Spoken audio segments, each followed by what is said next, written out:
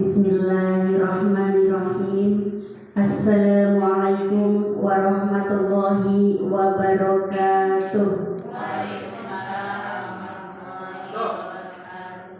Alhamdulillahirabbil alamin wa bihi nasta'inu ala umuri dunya waddin. Wassalatu wassalamu ala asrofil anbiya'i wal mursalin wa ala alihi wa sahbihi ajmain, amma ba'du. Yang saya hormati Ibu Kepala UPT SDN Pamanuk 1, yang saya hormati Ibu Murni Suciati. Alhamdulillah pada kesempatan yang penuh barokah ini kita bisa berkumpul di acara yang luar biasa. Sholawat berserta salam mari kita limpahkan kepada junjungan Nabi besar kita Muhammad Sallallahu Alaihi Wasallam. Baiklah Ibu Bapak sekalian yang saya hormati, pada kesempatan hari ini tepatnya tanggal 31 bulan Mei tahun 2024 adanya pelaksanaan aksi nyata diseminasi modul 1.4 budaya positif di UPT SDN Pamanuk 1 Kabupaten Serang, yang alhamdulillah kesempatan hari ini aksi nyata ini bertujuan sebagai bentuk aksi nyata dari Ibu Murni Suciati selaku guru penggerak atau CGP Angkatan 10. Baiklah Ibu dan Bapak, selaku saya pembawa acara pada kesempatan hari ini, marilah kita bersama-sama membaca basmalah. Bismillahirrahmanirrahim. Terima kasih, semoga dengan bacaan basmalah tadi akan lebih mempermudah segala kegiatan yang berlangsung pada kegiatan hari ini. Selanjutnya sambutan dari Ibu Kepala UPT SDN Pamanuk 1 kepada Ibu Asia, dengan segala hormat kami persilakan.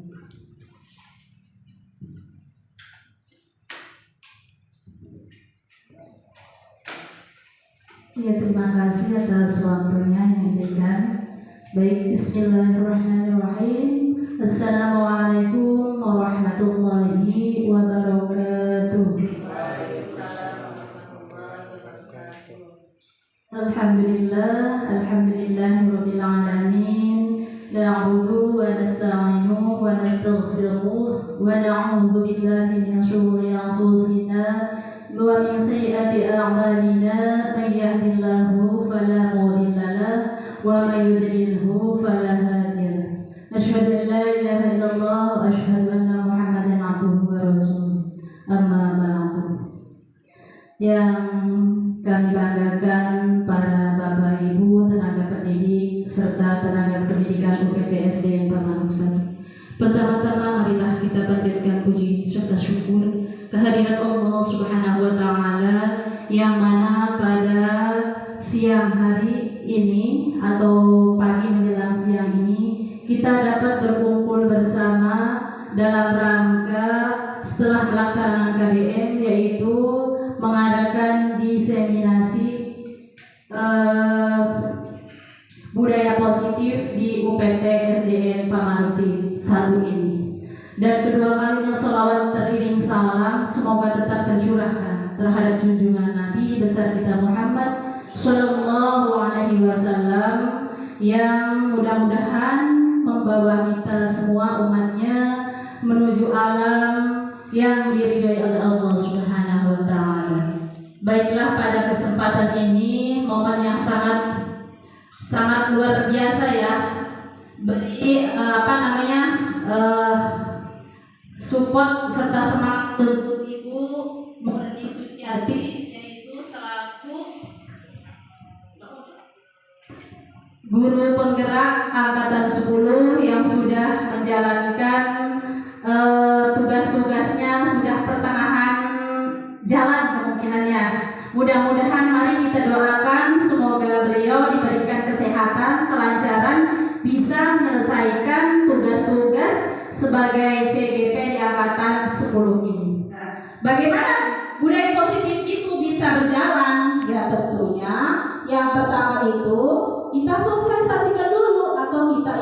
jelaskan dulu kepada sasarannya atau ke siswa atau peserta didik kita yang ada di UPT SDN Pamanuk 1 ini. Kemudian dijalankan tentunya dengan secara kontinu, terus-menerus, jangan sampai sudah tidak ada berkelanjutannya gitu. Kemudian yang selanjutnya tentunya bersinergi ya Bapak Ibu, saling bekerja sama. Ya mungkin yang dapat saya sampaikan secara garis besarnya, dan insya Allah nanti akan dikupas lanjut oleh Ibu Murni selaku peserta CGP Angkatan 10 yang ditugaskan untuk memberikan informasi terkait diseminasi budaya positif yang ada di UPT SDN Pamanuk 1 ini. Dan hanya itu, mohon maaf atas segala kekurangan. Terima kasih atas segala perhatian dan diucapkan wabillahi taufik wal hidayah. Wassalamualaikum warahmatullahi wabarakatuh.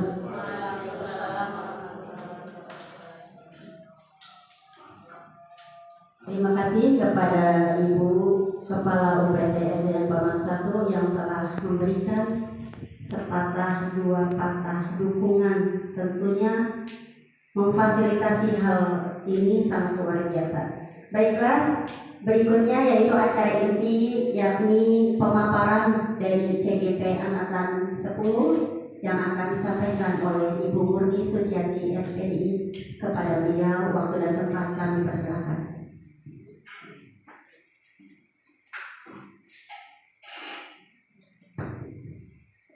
Assalamualaikum warahmatullahi wabarakatuh. Ibu Kepala UPT SDN Pamanuk 1 beserta Dewan Guru yang saya hormati, terima kasih atas waktunya pada hari ini. Pada kesempatan ini izinkan saya untuk melakukan aksi nyata modul 1.4 diseminasi tentang budaya positif. Baik, sebelum saya menjelaskan tentang apa itu budaya positif, kita itu seorang pendidik. Pendidik itu diibaratkan sebagai seorang petani kebun. Di sini Ki Hajar Dewantara mengatakan, kita ambil contoh perbandingannya dengan hidup-hidup tumbuhan seorang petani, yang mana hanya bisa menuntun tumbuhnya padi tersebut, dapat memperbaiki kondisi tanahnya, membasmi ulat-ulat, serta membasmi jamur-jamur, sehingga nanti akan menghasilkan bibit padi yang unggul. Nah, begitu juga kita sebagai pendidik, tugas kita itu hanya menuntun anak sesuai kodratnya, baik kodrat alam atau kodrat zaman. Agar apa? Agar anak tersebut mencapai keselamatan dan kebahagiaan. Itu adalah tugas kita sebagai pendidik, yaitu menuntun anak didik. Oke, sebelum kita ke arti disiplin, di sini di modul 1.4 tentang budaya positif, saya akan menjelaskan dulu yang pertama materi tentang arti disiplin positif dan nilai-nilai kebajikan universal. Kemudian tentang teori motivasi, hukuman, konsekuensi, dan restitusi. Yang selanjutnya tentang keyakinan kelas, kebutuhan dasar manusia, dan materi yang terakhir yaitu tentang 5 posisi kontrol dan segitiga restitusi. Untuk mengawali materi pada hari ini, kita mulai materi yang pertama yaitu tentang disiplin positif dan nilai-nilai kebajikan universal.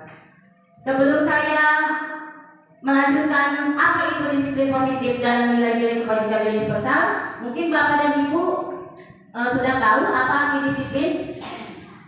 Tahu. Ya Pak, silakan. Mengetahui aturan dan melaksanakan aturan itu. Oke, terima kasih Pak Dum. Kata Pak Dum tadi yang dinamakan disiplin itu mematuhi aturan. Ya betul. Siapa lagi Bu? Pak?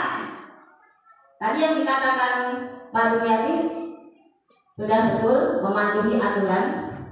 Taat pada aturan. Iya. Terima kasih Bu Mariati Ya, betul sekali, taat pada aturan. Baik Bapak dan Ibu, disiplin itu berasal dari bahasa Latin, disiplina, yang artinya belajar. Pakar pendidikan kita yang bernama Ki Hajar Dewantara dan Diane Gosen mengatakan, disiplin itu sebagai bentuk kontrol diri, yaitu belajar untuk mengontrol diri sendiri untuk mencapai suatu tujuan yang mulia. Tujuan yang mulia di sini apa? Tujuan mulia di sini adalah mengacu pada nilai-nilai atau prinsip-prinsip mulia yang dianut seseorang, yang dinamakan nilai-nilai kebajikan universal. Lalu apa yang dimaksud dengan nilai-nilai kebajikan universal? Nilai-nilai kebajikan universal adalah sifat-sifat positif manusia yang merupakan apa yang akan dicapai oleh manusia tersebut, tujuan mulia yang akan dicapai oleh seseorang. Dr. William Glasser pada teori kontrolnya mengatakan bahwa setiap perbuatan itu pasti ada tujuannya. Kita melakukan sesuatu itu pasti ada tujuannya. Begitu juga dengan Diane Gosen mengatakan, dengan mengaitkan nilai-nilai kebajikan yang diyakini seseorang, maka motivasi intrinsiknya akan terbangun sehingga menggerakkan motivasi dalam diri untuk mencapai suatu tujuan mulia yang diinginkan. Jadi tertanam dalam hatinya motivasi intrinsiknya untuk melakukan suatu nilai-nilai kebajikan. Mungkin Bapak dan Ibu masih ingat nilai-nilai kebajikan universal di sini kita sesuaikan dengan profil pelajar Pancasila. Itu adalah nilai-nilai kebajikan yang harus kita tanamkan, kita tumbuhkan kepada anak didik kita. Bagaimana anak didik kita tersebut untuk melakukan, bisa tertanam dalam hatinya, melaksanakan nilai-nilai kebajikan universal sesuai dengan profil pelajar Pancasila. Sepertinya ibu-ibu dan bapak-bapak sudah hafal ya. Kita kupas lagi, mungkin ada yang lupa. Nilai-nilai kebajikan universal sesuai dengan profil Pancasila itu yang di mana, Bu? Pak. Kita ingat ada 6 elemen kalau tidak salah, Bu. Ya. Yang lebih mudahnya, yuk kita nyanyi bareng-bareng saja ya. Biasanya kalau kita nyanyi akan mudah di mana? Oke, masih ingat ya? Biasanya Bu Aliati yang hafal nih. Oke, coba 1, 2. Pancasila beriman dan bertakwa pada Tuhan yang Esa dan berakhlak mulia, berkebinekaan global, gotong royong mandiri, kreatif dan bernaratif. Terima kasih atas suara emasnya Ibu Bapak Guru SDN Pemandu 1. Ya, itu adalah nilai-nilai kebajikan universal yang harus kita tanamkan pada diri kita sebagai pendidik dan juga kepada peserta didik kita. Bagaimana kita menumbuhkan pada anak agar mempunyai sikap rasa tanggung jawab, bergotong royong sesuai dengan profil pelajar Pancasila yang terdiri dari 6 elemen tadi. Baik, untuk materi yang selanjutnya, yang kedua, yaitu tentang teori motivasi, hukuman, konsekuensi, dan restitusi. Motivasi itu artinya dorongan yang timbul pada diri seseorang, sadar atau tidak sadar, untuk melakukan suatu tindakan untuk mencapai suatu tujuan tertentu. Bapak dan Ibu, motivasi itu terbagi menjadi berapa? 3 atau 2? 3 atau 2? Ya, motivasi terbagi menjadi berapa? 3 itu. Itu mah 2. Ya, terima kasih Bu Dewi. Motivasi itu betul yang dikatakan Bu Dewi terbagi menjadi 2. Motivasi intrinsik atau internal, yang kedua motivasi ekstrinsik. Yang dinamakan motivasi intrinsik atau motivasi motivasi internal adalah dorongan yang timbul dari kesadaran diri sendiri, tidak disuruh oleh orang lain, sudah tumbuh kesadaran di dalam hatinya. Itu yang dinamakan dengan motivasi intrinsik. Yang kedua, motivasi eksternal. Motivasi eksternal itu adalah adanya pengaruh atau dorongan dari luar, dari orang lain. Ya betul, tadi dari orang lain. Baik, di sini seseorang itu melakukan suatu perbuatan atau suatu perilaku itu didasari 3 motivasi. Yang pertama, seseorang itu melakukan sesuatu atau murid melakukan sesuatu untuk menghindari ketidaknyamanan atau hukuman. Jadi si anak itu patuh kepada gurunya. Karena apa? Karena takut dihukum. Jadi di sini menghindari ketidaknyamanan. Daripada saya dihukum, lebih baik saya nurut. Saya nurut apa aturan kata guru. Seperti itu. Contoh anak mengerjakan PR, saya harus mengerjakan PR nih. Nanti kalau tidak mengerjakan PR, nanti saya dihukum sama bu guru. Nah, jadi anak tersebut melakukan itu karena menghindari ketidaknyamanan atau agar tidak mendapat hukuman. Sering terjadi ya, ada anak-anak yang masih seperti ini ya Bu ya. Yang kedua yaitu untuk mendapatkan imbalan atau penghargaan dari orang lain. Ya betul. Contoh anak tersebut rajin. Ya rajin. Karena apa? Karena pengen dipuji sama bapak dan ibu gurunya. Tetapi di sini Pak Bu, kita sering mengasih penghargaan kepada anak, sering ngasih imbalan kepada anak, sering mengasih reward kepada anak, itu juga tidak baik. Karena nanti kalau anak tersebut melakukan sesuatu itu hanya ingin mendapatkan imbalan atau penghargaan dari orang lain, ketika bapak dan ibu guru tidak memberikannya, apa yang terjadi? Anak didik tersebut kecewa dan tidak mau melakukan kegiatan tersebut. Yang terakhir yaitu untuk menjadi orang yang mereka inginkan dan menghargai dirinya sendiri dengan nilai-nilai yang dipercaya.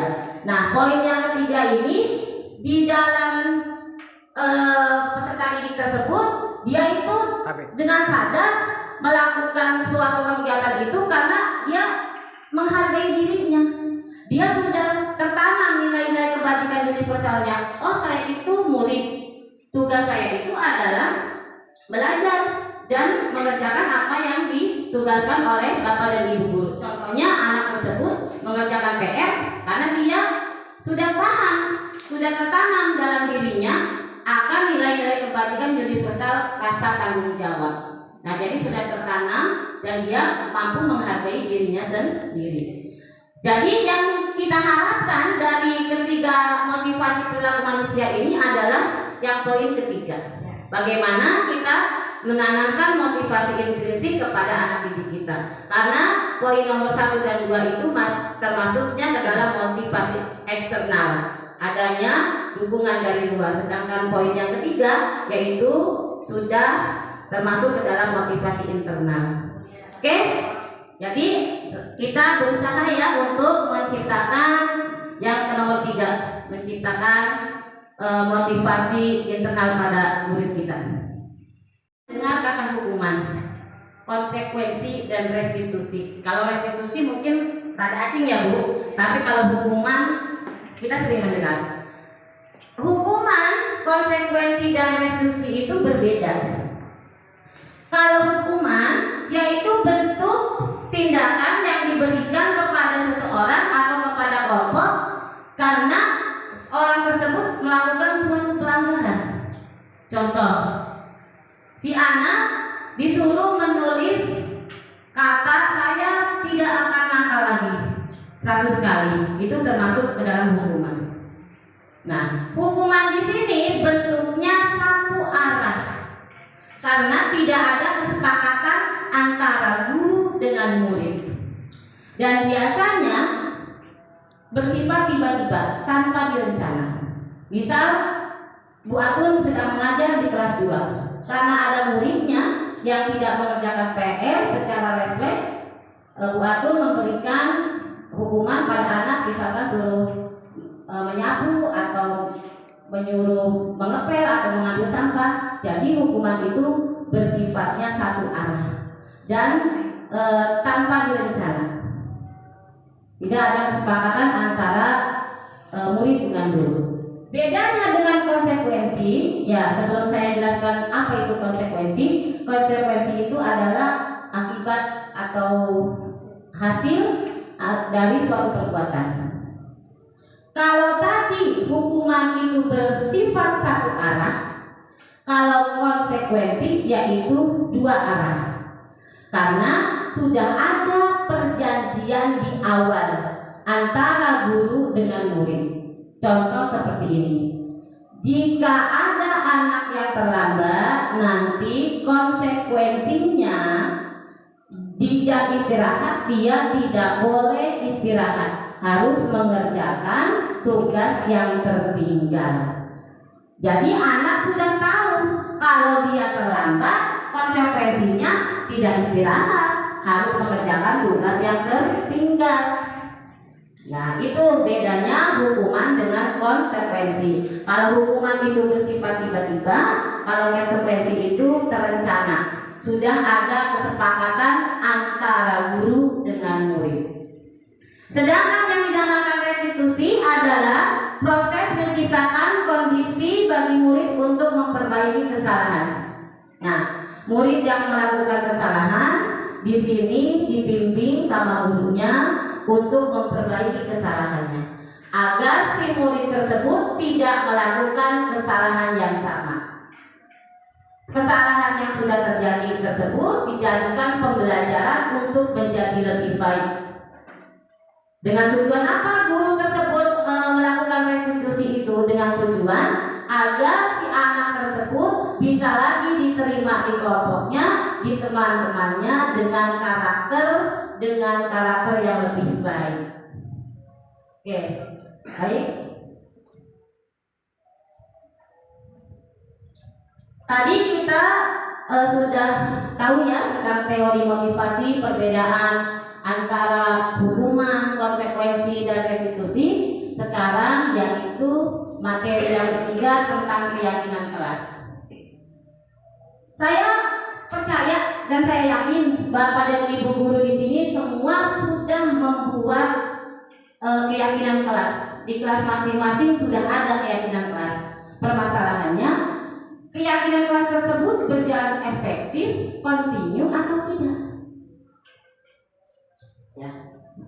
Nah, sebelum saya menjelaskan tentang keyakinan kelas, ya di sini keyakinan kelas itu adalah suatu cara, suatu metode untuk menimbulkan kembali disiplin positif yang didasari dari motivasi dalam diri.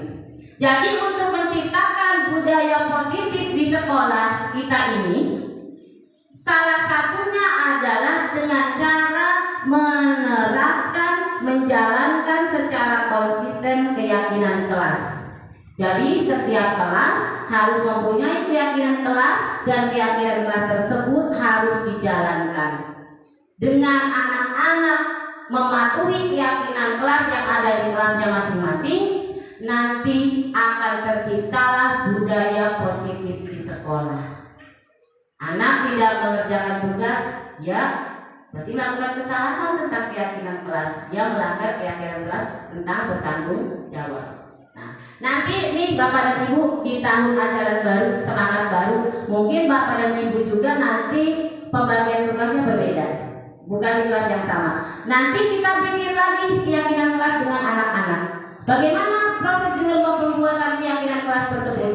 Yang pertama yaitu mempersilahkan kepada anak-anak, pada murid-murid ya, untuk memberikan curah pendapatnya, untuk berpendapat keyakinan kelas yang akan dibuat seperti apa. Jadi keyakinan kelas itu dibuat secara bersama-sama. Setelah itu baru masukan dari anak-anak, dari murid itu kita catat ke dalam papan tulis atau di kertas besar. Mengganti kalimat, biasanya kan anak-anak kalimatnya masih belum tertata dengan baik. Jadi nanti ganti kalimat-kalimat yang negatif itu menjadi yang positif. Makanya di sini ada bimbingan dari guru. Anak-anak memberikan pendapat, nanti kalimat yang setidaknya belum baik, redaksi kalimatnya nanti dibenarkan sama Bapak dan Ibu guru. Ya. Yang selanjutnya, sebaiknya keyakinan kelas itu jangan terlalu banyak. 3 atau 7 keyakinan kelas saja. Kenapa tidak boleh terlalu banyak? Karena nanti agar mudah diingat oleh anak-anak. Jadi di sini ya kisaran antara 3 sampai 7 prinsip keyakinan kelas saja. Dengan tujuan agar nanti mudah diingat oleh anak. Kalau terlalu panjang biasanya anak lupa sehingga tidak menjalankan keyakinan kelas tersebut. Sesudah itu baru yang terakhir proses tanda tangan. Disepakati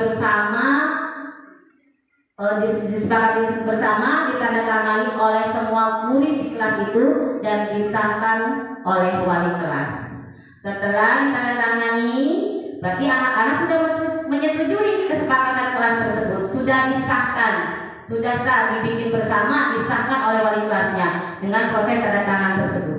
Yang terakhir yaitu keyakinan kelas tersebut harus dipajang di tempat yang strategis dengan tujuan agar bisa dilihat, bisa dibaca oleh anak didik kita. Ya, itu ya Bapak dan Ibu. Nah, di sini saya kemarin meminta izin kepada Ibu Wali kelas 5, Bu Mariati, untuk mempraktekkan membuat keyakinan kelas. Nah, ini proses pembuatan keyakinan kelas. Jadi anak-anak memberikan pendapatnya, kemudian dicatat di papan tulis atau di kertas besar, kemudian ditandatangani oleh murid-murid, dan yang terakhir yaitu disahkan oleh Ibu Wali kelas 5, Bu Mariati. Karena saya ikut andil di dalamnya, saya juga ikut menandatangani keyakinan kelas tersebut. Jadi tujuannya apa? Ditandatangani oleh wali kelas, disahkan, diketahui bersama. Dan yang terakhir yaitu proses umpan balik dari peserta didik tentang pembuatan keyakinan kelas. Oke, Bapak Ibu, ngerti ya tentang keyakinan kelas ya? Saya yakin sudah paham karena semua guru kelas di sini di kelasnya sudah ada keyakinan kelas. Cuma nanti kita introspeksinya keyakinan kelas tersebut efektif atau tidak, berjalan atau tidak. Paling nanti kita lebih menitik beratkannya keyakinan kelas yang sudah kita buat, kita jalankan secara konsisten biar anak terbentuk motivasi, biar terbentuk nilai-nilai karakternya, biar memiliki karakter yang baik. Dengan anak-anak memiliki nilai-nilai kebajikan yang baik, nanti akan menciptakan budaya positif di sekolah. Baik, materi dasar manusia. Bapak dan Ibu, 5 kebutuhan dasar manusia itu bukan hanya anak saja yang butuh. Kita aja orang tua itu butuh. Dan ini tidak bisa dihilangkan. 5 dasar kebutuhan manusia itu, yang pertama itu kebutuhan untuk bertahan hidup. Kasih sayang dan rasa ingin diterima.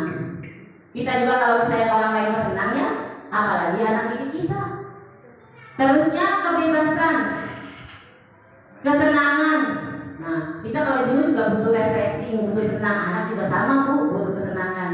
Jadi bukan hanya murid yang membutuhkan ini, tapi semua manusia itu memiliki kebutuhan dasar manusia. Yang kelima yaitu penguasaan. Baik, apa sih yang dimaksud dengan kebutuhan bertahan hidup? Kebutuhan bertahan hidup atau yang disebut dengan survival yaitu kebutuhan yang bersifat fisiologis. Untuk bertahan hidup, misalnya kesehatan, rumah, dan makanan. Juga kebutuhan biologis juga itu sebagai bagian dari proses reproduksi, termasuk kebutuhan untuk bertahan hidup. Nah, di sini saya ambil contoh. Doni mengambil bekal makanan temannya yang bernama Tias. Nah, kalau kita telusuri, kenapa si Doni mengambil Doni itu untuk memenuhi kebutuhan dasarnya, yaitu kebutuhan untuk bertahan hidup. Mungkin dia lapar, jadi mengambil makanan temannya. Ini sering terjadi ya Bu. Si ini ngambil ini Bu, punya saya Bu. Nah, sebenarnya itu anak melakukan itu. Kalau kita telusuri kebutuhan dasarnya, anak tersebut untuk memenuhi kebutuhan dasar hidupnya. Yang kedua, kasih sayang dan rasa diterima. Ya, kebutuhan untuk diterima, love and belonging. Nah, di sini anak itu membutuhkan diterima, butuh kasih sayang, butuh diterima di komunitasnya. Nah, kita juga sama. Kalau kita disayang itu senang, apalagi juga murid kita. Kalau kita flashback dari ceritanya si Doni tadi, Doni mengambil makanan Tias. Nah, kalau kita kaitkan dengan kebutuhan kasih sayangnya seperti apa? Si Doni mengambil makanan Tias. Nah, Tias kan marah, ngambek dan melaporkan kepada bapak atau ibu guru. Nah, di sini kan ketika si Tias melaporkan si Doni tadi, si Tias dipanggil sama bapak dan ibu guru. Berarti di sini si Doni tersebut pengen diperhatiin, pengen dapat kasih sayang dari gurunya. Mungkin kita banyak kamu mah nakal, gini-gini. Padahal mah kalau kita telusuri sesuai teori ini bahwa anak tersebut melakukan itu pengen diperhatikan, pengen mendapatkan kasih sayang. Seperti itu. Bagaimana cara kita memberikan perhatian dan kasih sayang kepada murid kita? Karena mungkin ya anak didik kita mungkin saja kondisi di rumahnya kurang perhatian dari orang tuanya, maka kitalah gurunya itu yang harus memberikan kasih sayang tersebut. Baik, yang selanjutnya yaitu penguasaan, kebutuhan pengakuan atas kemampuan. Biasanya yang disebut dengan the power. Biasanya di kelas itu ada the powernya, ada penguasanya, ada rajanya. Ya, ketua geng kata Bu Mariati, betul sekali. Ketua geng. Nah, di sini kebutuhan penguasaan itu berkaitan dengan kekuatan. Jadi si anak itu punya power yang lebih. Biasanya dia itu ditakuti oleh teman-temannya. Kalau itu terjadi ya Bu ya, di setiap kelas ya, pasti ada berdiri ya, ya betul. Nah, di sini kalau kita kaitkan dengan kebutuhan dasar anak tersebut, atau kita balik lagi ke contohnya tadi, contoh si Doni dengan si Tias, bahwa si Doni itu mengambil makanan Tias karena dia itu merasa dirinya pemberani. Jadi dia punya kekuasaan, saya harus mengambil makanan Tias. Kalau dia tidak punya kekuasaan atau kekuatan, dia tidak bakal berani ngambil.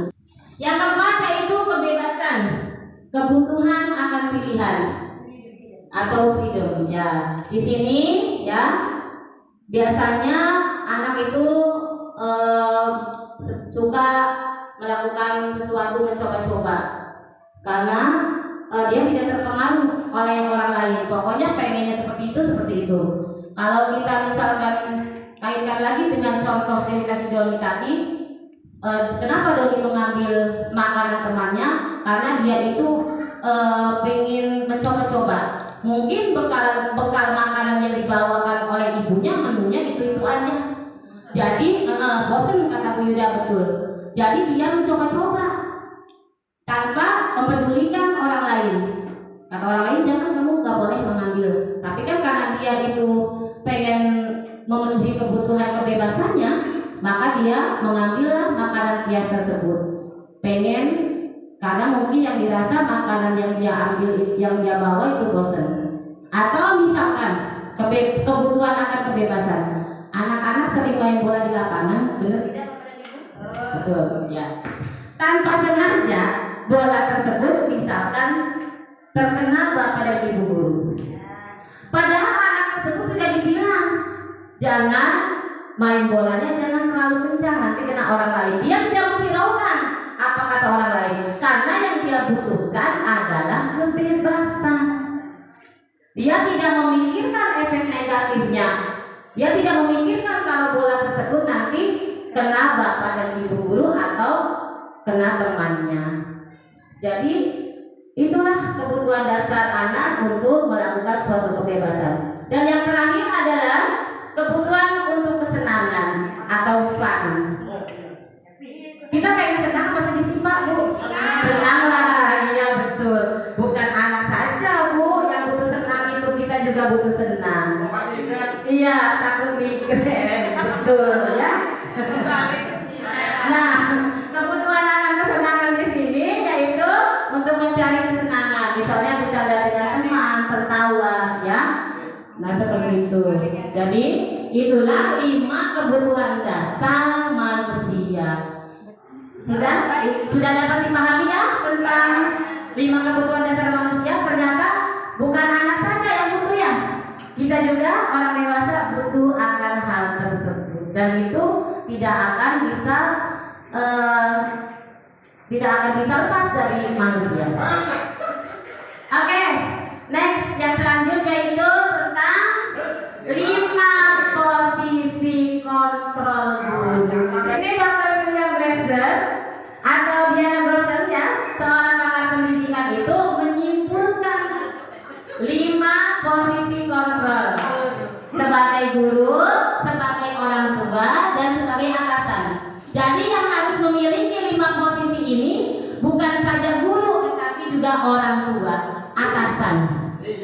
Betul. Kalau kita tidak mempunyai kontrol, contoh anak kita minta jajan di Indomaret. Kalau kita tidak ada perjanjian di awal, dengan seenaknya anak tersebut beli ini, beli itu, yang akhirnya melebihi dari budget yang kita bawa. Ya, betul kata Bu Atun ya. Makanya betul. Iya, jadi ternyata 5 posisi kontrol itu bukan hanya untuk guru saja, jadi untuk orang tua, guru, dan atasan. Contohnya tadi kata Bu Atun, harus ada perjanjian ketika mau datang ke Indomaret. Takutnya kalau tidak bikin perjanjian di awal, dengan seenaknya anak tersebut iya, bablas nanti. Kalau kita sudah bikin kesepakatan di awal, kan nanti anak sudah paham.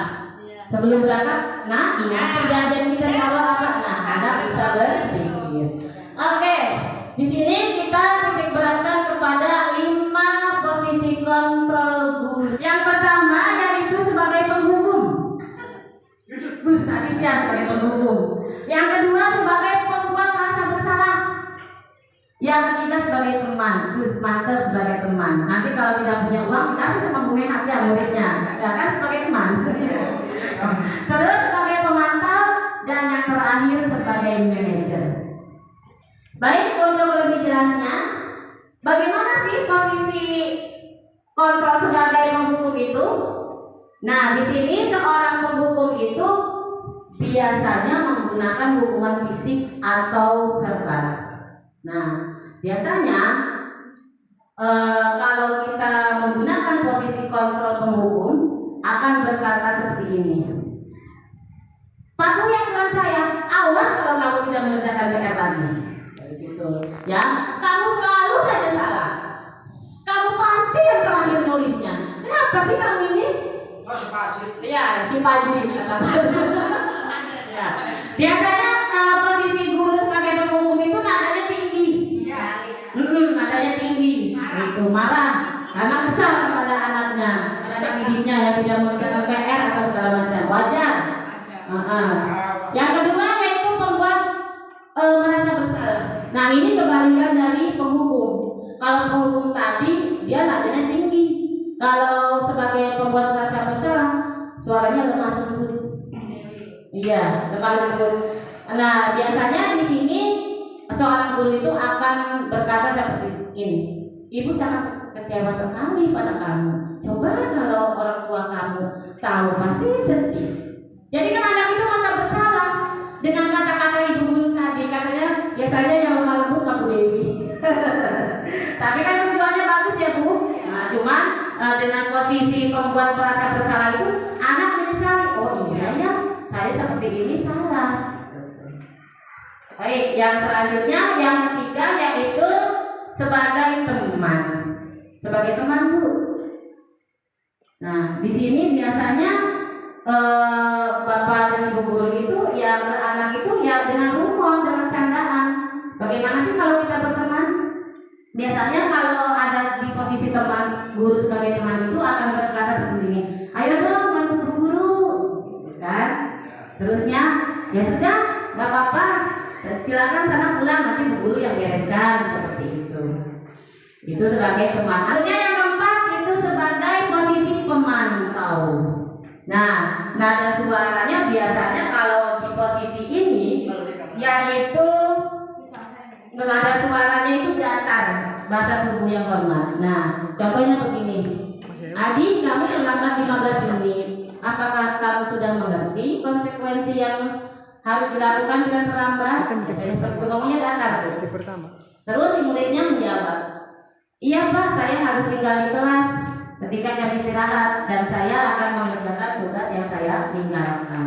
Jadi ya udah datar aja gurunya ngomongnya seperti itu. Itu posisi sebagai pemantau. Dan yang terakhir sebagai manajer.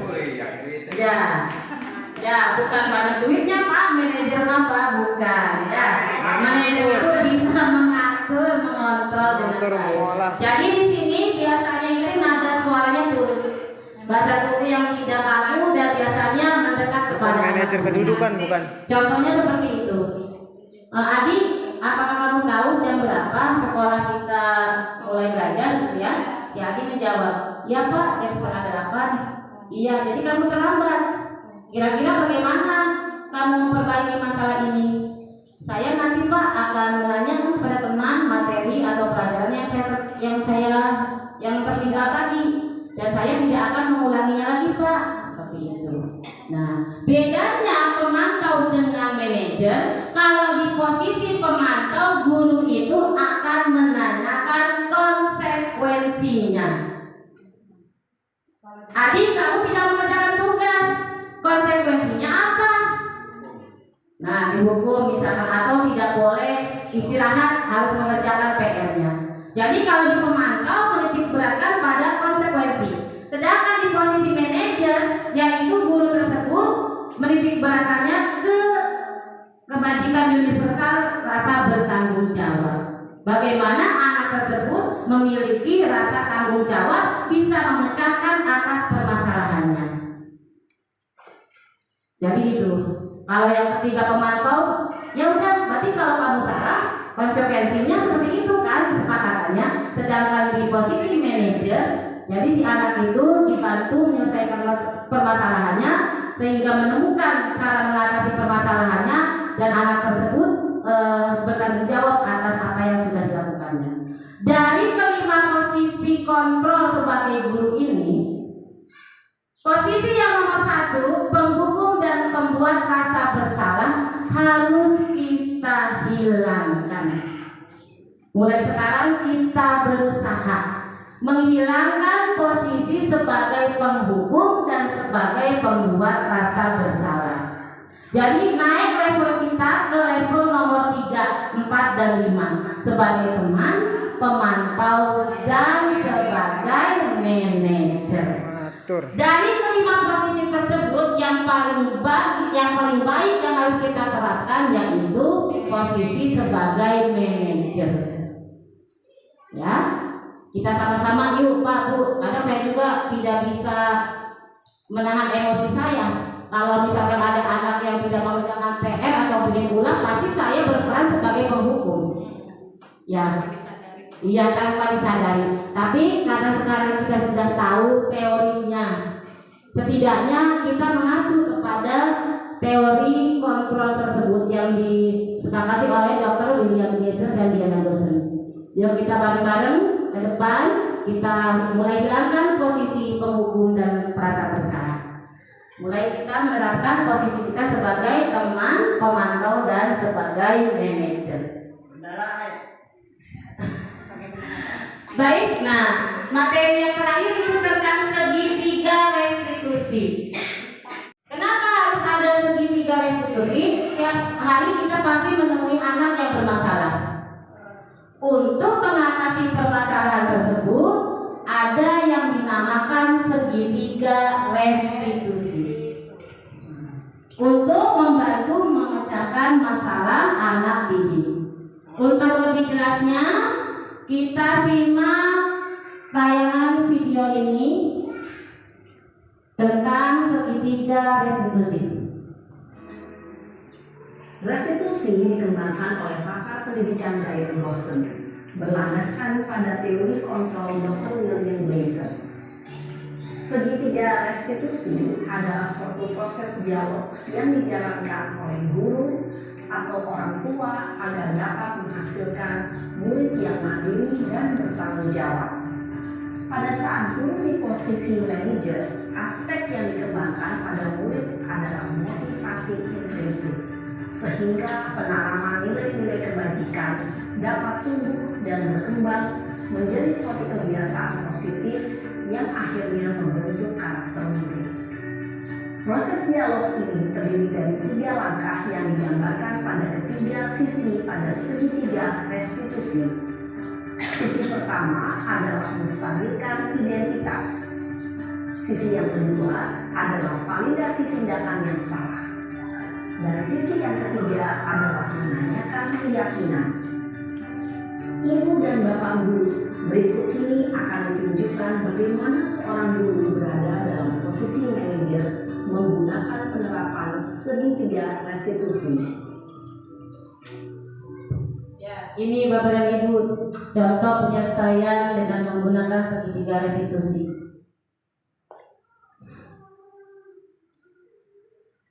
Siang Sarah. Siang Pak. Sudah lama gak ketemu Sarah? Kenapa hari ini ada di sini?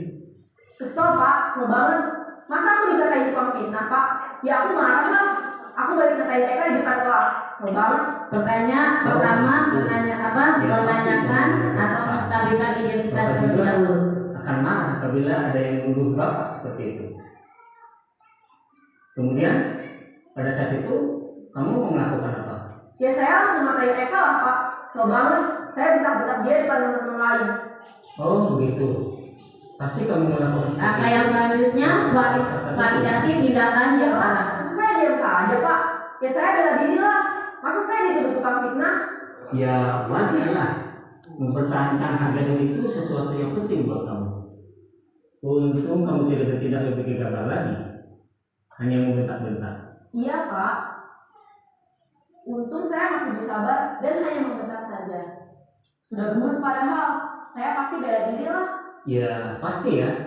Tapi kamu memilih untuk tetap bertahan dan bersabar. Kamu memilih untuk tidak berbuat lebih parah lagi kan? Iya. Nah, sekarang coba kita lihat lagi tindakan kamu yang bentak-bentak Eka di kelas. Nah, yang ketiga yaitu menanyakan keyakinan. Sesuai dengan keyakinan kelas atau prinsip kamu tidak? Enggak lah Pak. Capek Pak jadi pengarah. Jadi keyakinan atau prinsip mana yang kurang sesuai dengan keinginan kamu? Ya, saya sebenarnya sangat menghargai orang lain. Mungkin saat itu saya menjadi emosi, jadi tidak menunjukkan sikap itu. Kamu meyakini tidak? Menghargai orang lain itu penting buat kamu. Yakinlah Pak. Iya, setuju. Kita harus saling menghargai. Namun, ada juga keyakinan yang kita sepakati yang perlu kita jalankan apabila kita sedang marah, bukan?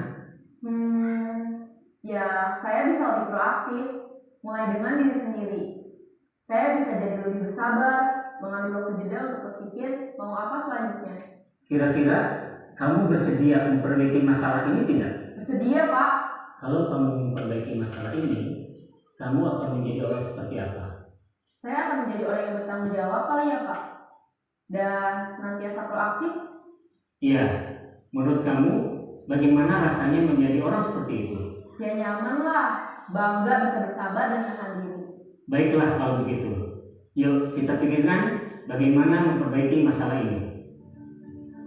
Ya, beberapa penyelesaian dengan menggunakan segitiga restitusi. Ibu dan bapak guru hebat. Baru saja kita menyaksikan contoh bagaimana seorang guru berada dalam posisi manajer menggunakan penerapan segitiga restitusi. Mari kita bahas satu persatu. Pada sisi pertama, menstabilkan identitas berdasarkan pada prinsip bahwa membuat kesalahan adalah bagian dari proses pembelajaran.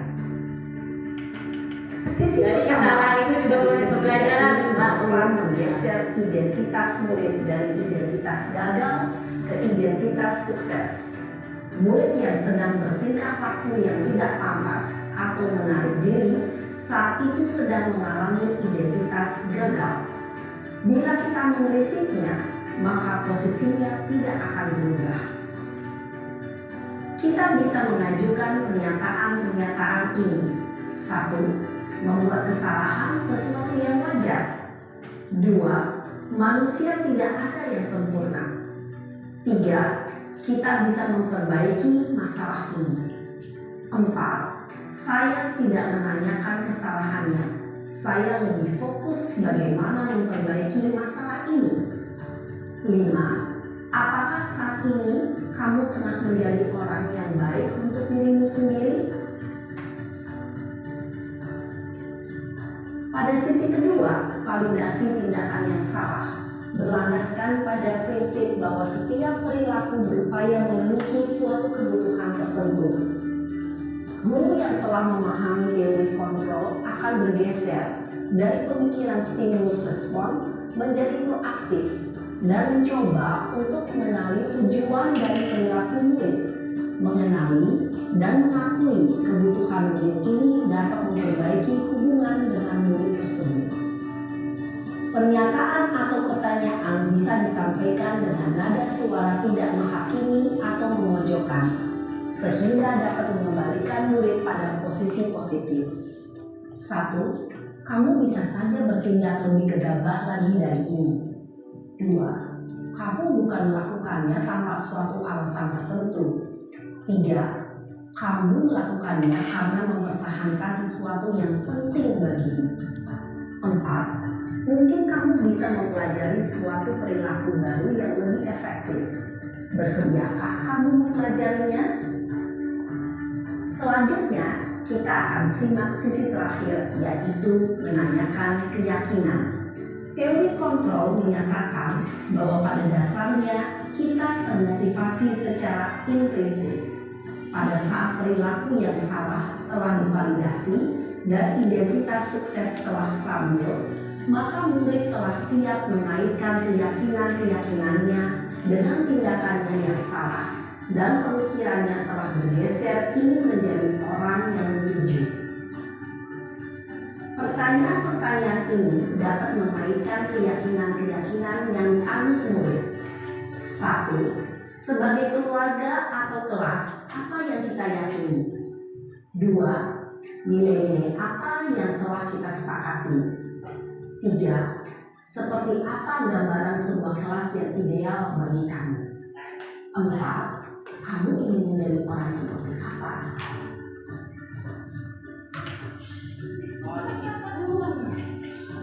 Dalam menerapkan segitiga restitusi, perlu diperhatikan beberapa hal, yaitu 1. Perilaku yang salah perlu dikaitkan dengan nilai-nilai atau keyakinan-keyakinan yang telah disepakati atau dituju.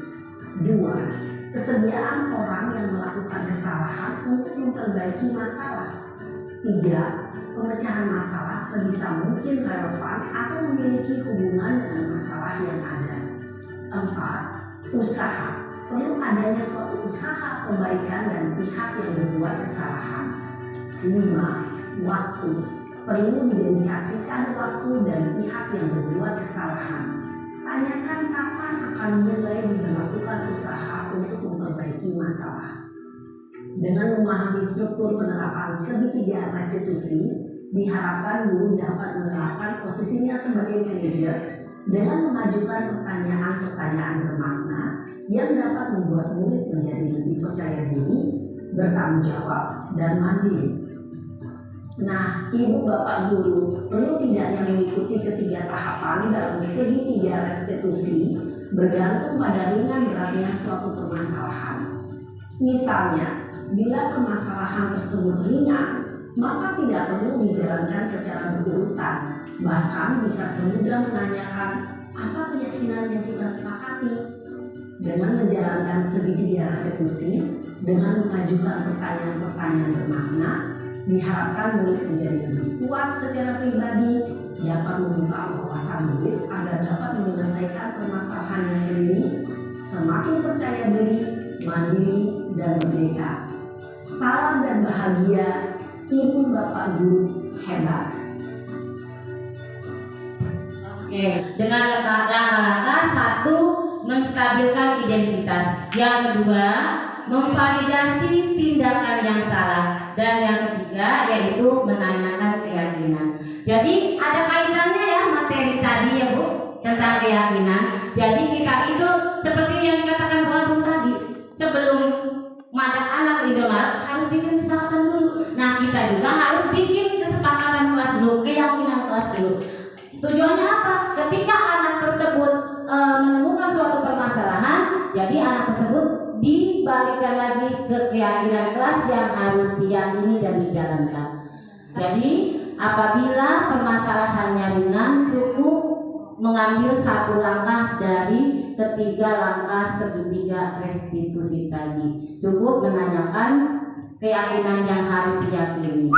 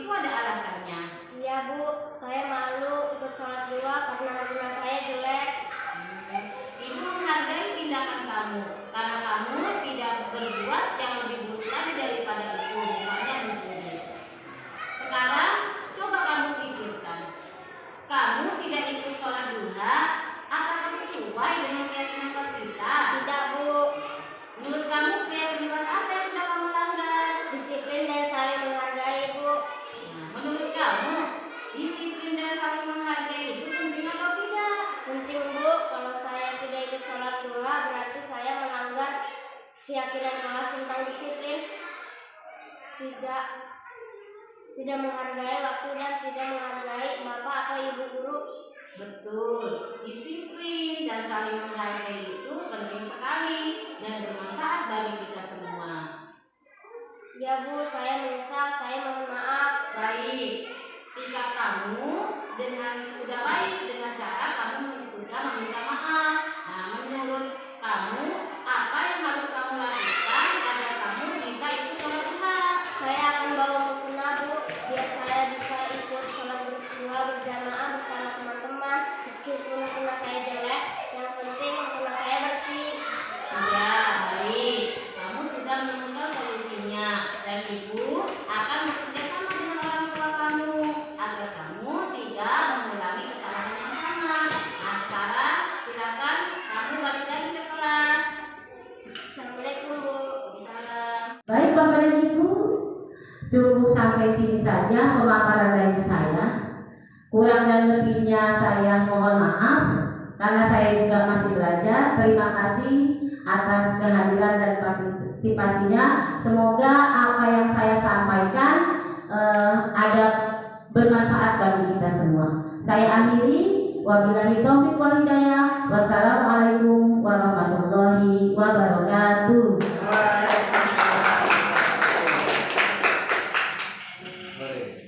Kepada Ibu Murni Suciati SPDI selaku CGP Angkatan 10 yang telah memaparkan budaya disiplin,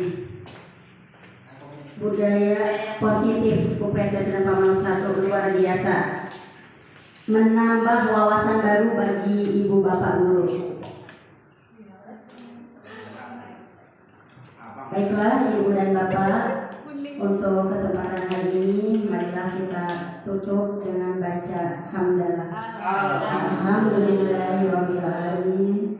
Saya sebagai pembawa acara mohon maaf apabila ada salah kata. Wabillahi taufiq wal hidayah. Wassalamualaikum warahmatullahi wabarakatuh. Waalaikumsalam warahmatullahi wabarakatuh.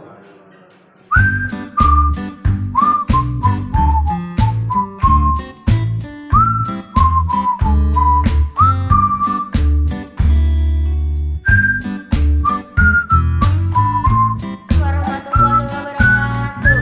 Saya Tias, siswi kelas 5. Saya senang diajak berdiskusi dengan Bu Guru untuk menemukan solusi atas permasalahan saya. Saya harus membawa mukena biar bisa ikut sholat duha bareng teman-teman. Assalamualaikum warahmatullahi wabarakatuh.